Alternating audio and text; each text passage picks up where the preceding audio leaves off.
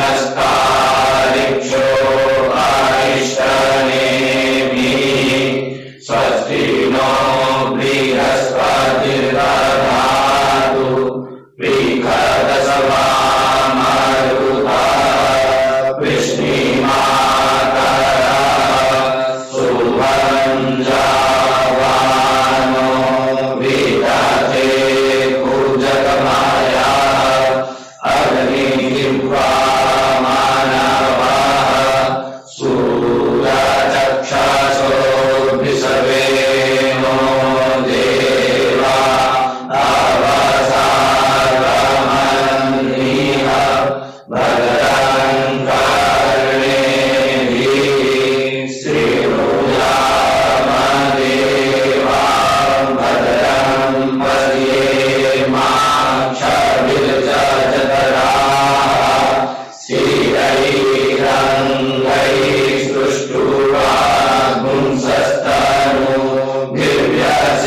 स्थिरैरङ्गैस्तुष्टुवागुंसस्तनूभिर्व्यसेमहि देवहितं जरायुः सतमेन्नु सररो अन्धिदेवा जगरानश्च पया जरचन्दनूनाम उदरासो जरपितरो भवन्ति मानो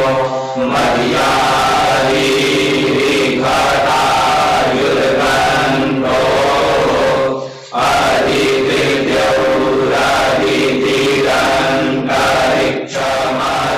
अधिकृत्यौरधितिरन्तरिक्षमधितिर्माता स पिता स पुत्रः विश्वे देवा अदितिः पञ्चजना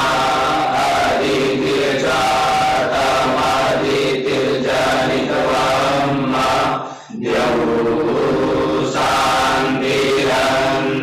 शान्तिरन्तरिक्षगुं शान्तिः पृथिवी शान्तिरापः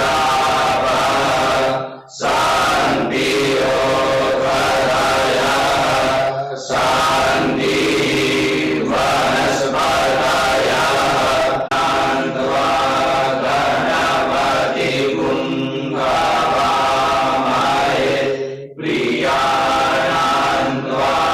प्रियपतिगुं हवामहे निधीनान्त्वा निधिपतिगुं हवामहे वसो मम अहमजानि गर्भधामा त्वमजासि गर्भधामा अम्बे अम्बिके मालिके नमानयति कश्चन ससस्य स्वतः सुभद्रिका गाम्भीरवासिनीं हरिः ॐ। ओम श्रीमन्महागणाधिपतये नमः। लक्ष्मीनारायणाभ्यां नमः। उमामहेश्वराभ्यां नमः। वाणी हिरण्यगर्भाभ्यां नमः। शचीपुरन्दराभ्यां नमः। मातृपितृचरणकमलेभ्यो नमः।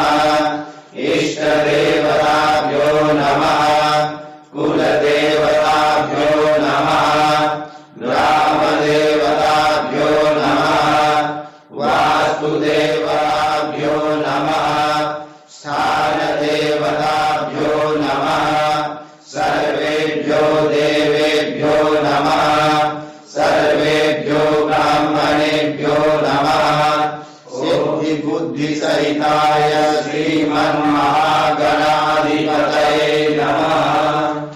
ॐ सुमुखश्चैकदन्तश्च कपिलो गजकर्णकः लम्बोदरश्च विकटो विघ्ननाशो विनायकः धूम्रकेतुर्गणाध्यक्षो बालचन्द्रो गजा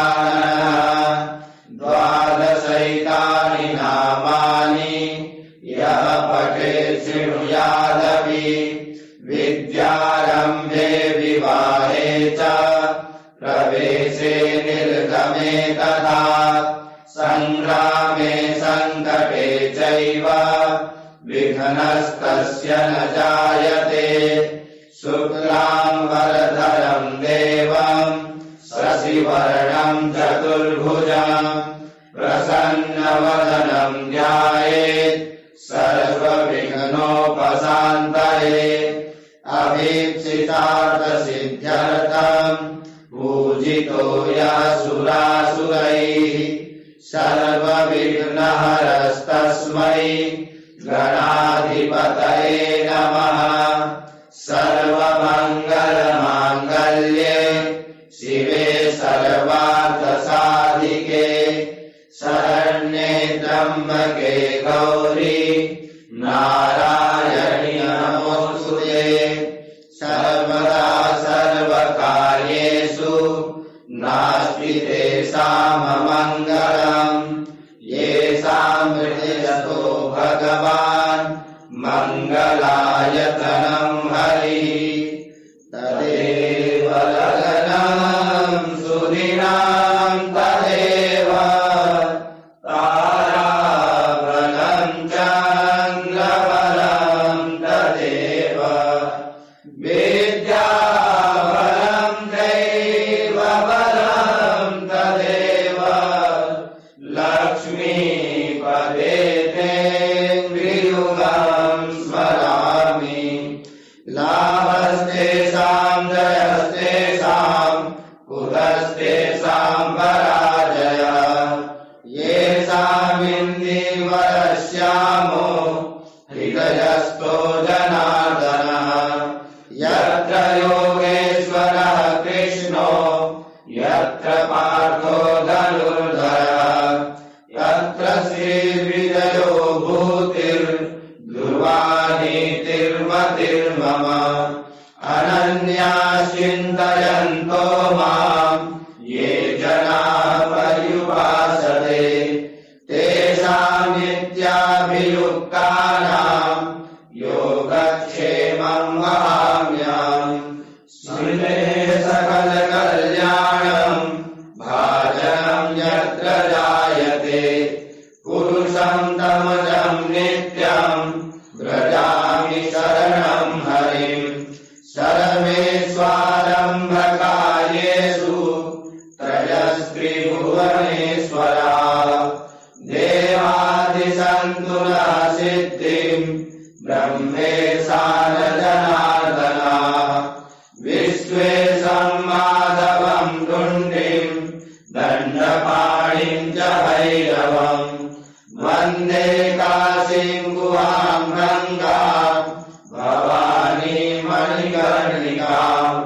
वक्रतुण्डमहाकाय सूर्यकोटिसमप्रभ निर्विघ्नं कुरु मे देव सर्वकार्येषु सर्वदा। विनायकं गुरुं भानुं ब्रह्म विष्णु महेश्वरान् सरस्वतीं प्रणम्यादौ सर्वकार्यार्थसिद्धये।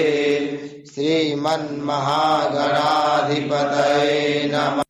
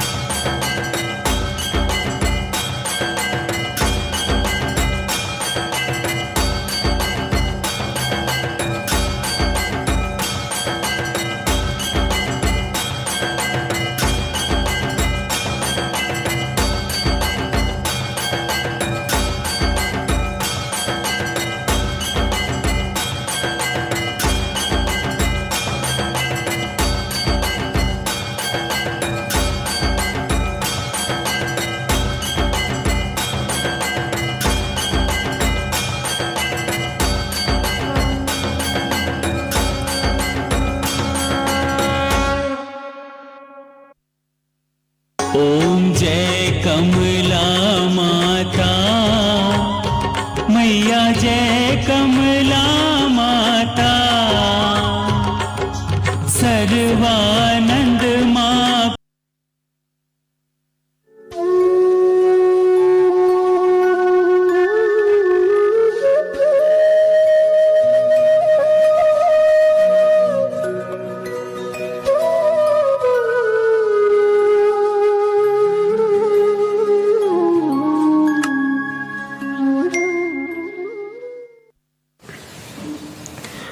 हरि ओम जजिए न जजिया माया जन्ता देवास तानि धर्माणि प्रथमान्या सन्ना तेहनाकं महिमानः सचन्तयतरा पूर्वे साध्या सन्ति देवाः ॐ राजाधिराजाय प्रसय्यसाहिने नमो वयं वै श्रवणाय कुर्महे समे कामान् कामकामाय मह्यं कामेश्वरो वै श्रवणो ददातु कुबेराय वैश्रवणाय महाराजाय नमः। ॐ स्वस्ति साम्राज्यं भोज्यं स्वराज्यं वैराज्यं पारमेष्ठ्यं राज्यं महाराज्यमाधिपत्यमयं समन्तपर्यायी सार्वभौमः शार्वर्शान्तादात् परार्धात् पृथिव्यै समुद्रपर्यन्ताया एकराडिति तदप्येशेषलोको अभिगितो मरुतः परिवेष्टारो मरुतस्यावसनगृहे आवीक्षिकामप्रेर्विश्वे देवा सभासद इति। ॐ एकदन्ताय विद्महे वक्रतुण्डाय धीमहि